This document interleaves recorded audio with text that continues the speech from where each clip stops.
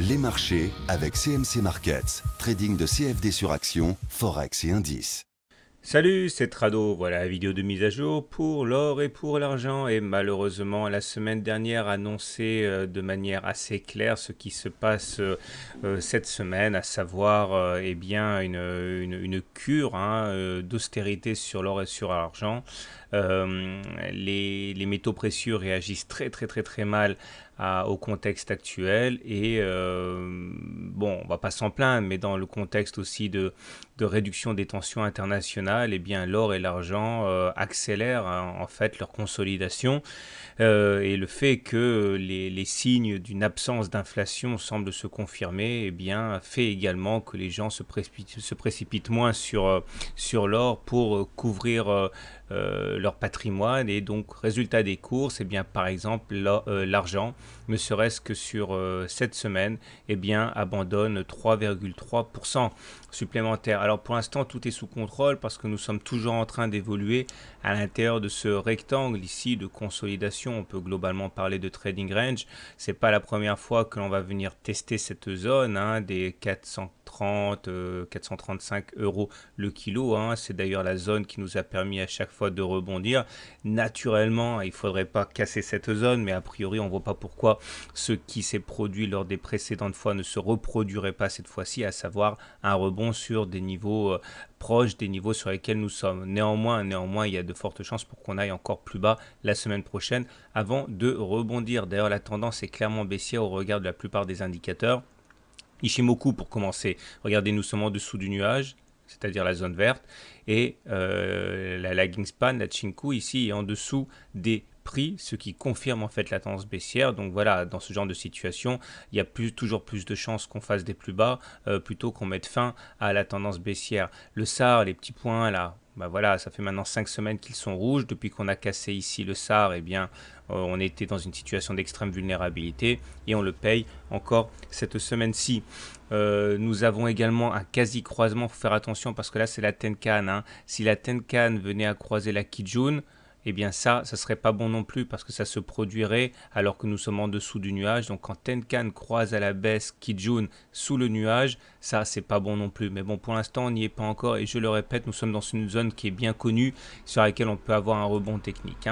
Il demeure que les indicateurs techniques sont, comme je l'ai dit, tous mal orienté. Regardez le MACD. J'avais signalé la semaine dernière qu'on avait eu qu'on était sur le point de croiser le signal. C'est chose faite et donc ça a accéléré le mouvement vendeur. Nous avons également, faudra se méfier, le momentum qui s'enfonce comme dans du beurre dans la zone négative. Et lorsque le MACD est sous son signal et que le momentum est négatif, ça aussi c'est vraiment pas génial. Attention Trix. Le Trix est en train de se rapprocher dangereusement de son signal. Ça aussi, ça ne peut pas forcément apporter de bonnes nouvelles. Et le RSI est maintenant à 37, c'est-à-dire qu'il est passé en dessous de 50. Et ça aussi, c'est un signal qui est plutôt vendeur. Donc bon, tout se confirme, à savoir on est en tendance baissière, mais on arrive sur un support très important qu'il faudra bien sûr espérer. Maintenant, il faudra espérer qu'il sera défendu. On bascule maintenant sur l'or que voilà. Et l'or, bon, c'est moins grave, j'ai envie de dire, pour différentes raisons. Tout d'abord, nous sommes à l'intérieur du nuage et pas en dessous. Donc, on est tout simplement sans tendance sur ce marché de l'or. Il faudrait bien sûr ne pas passer en dessous, mais pour l'instant, ça tient. On a rebondi sur le bas du nuage. On a également rebondi sur cette oblique noire forte. Ok, mais il y a une petite tentative de cassure ici, on le voit, mais finalement on a clôturé au-dessus. J'ai envie de dire que l'essentiel est préservé. Ça, c'est plutôt encourageant. Maintenant, le SAR lui aussi a basculé négatif, puisque depuis la semaine dernière, eh bien, les petits points verts sont devenus des petits points rouges une fois qu'ils ont été retournés ici. Mais les indicateurs techniques eh bien, ne sont pas à la fête. Comme pour l'argent, l'or voit son MACD croiser son signal à la baisse, ça c'est pas bon.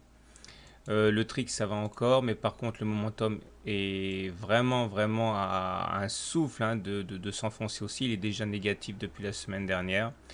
Et le RSI lui aussi a cassé la zone des 50, on est à 45, donc ça non plus c'est pas bon. Donc j'ai envie de dire c'est exactement la même configuration que l'argent, la dynamique commence à devenir franchement baissière. Il n'y a guère que Ishimoku qui ne soit pas baissier sur l'or, mais là aussi nous sommes sur des supports importants qui ont tenu cette semaine et qu'il faudra préserver. Si jamais on doit casser le nuage, là par contre on risque d'avoir une nouvelle attaque baissière, mais on verra chaque chose en son temps. Voilà, je vous souhaite une bonne semaine, de bons trades, et si vous venez qu'une fois par semaine pour voir l'analyse technique de l'or et de l'argent, je vous invite à mon webinaire, ma conférence en ligne gratuite. Ce sera mercredi à 21h. C'est pour savoir utiliser les oscillateurs.